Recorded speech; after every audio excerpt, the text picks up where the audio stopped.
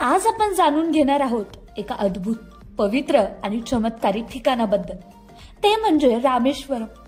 होय, हे तेच स्थान आहे जिथे श्रद्धा, भक्ती आणि इतिहासाचा एक अद्वितीय संगम पाहायला मिळतो. रामेश्वरम मंदिर म्हणजे केवळ एक तीर्थस्थान नसून भक्तांच्या मनातील श्रद्धेचा सर्वोच्च केंद्र आहे.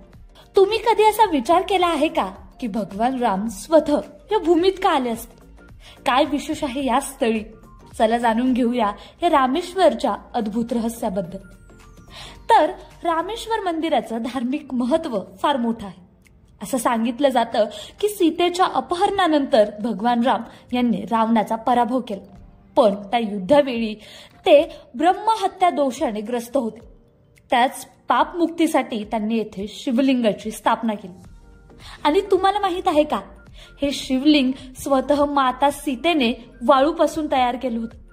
हनुमानजींना काशीहून शिवलिंग आणण्यास विलंब झाला, त्यामुळे माता सीतेने स्वतःच श्रीरामांसाठी हे पवित्र शिवलिंग बनवले.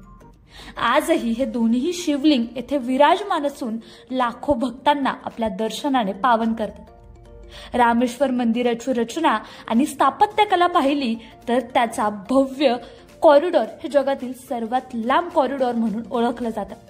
या भव्यतेला पाहून प्रत्येक भक्त मंत्रमुग्ध होतो. तसेच येथे अग्नितीर्थम नावाचे पवित्र जलाशय आहे, जिथे स्नान केल्याने पापाचे शुद्धीकरण होते असं मानलं जातं. म्हणतात ना, श्रद्धा असेल तर चमत्कार घडतोच. रामेश्वर मंदिरात आलेले भक्त हा अनुभव स्वतः प्रत्यक्षपणे घेतात.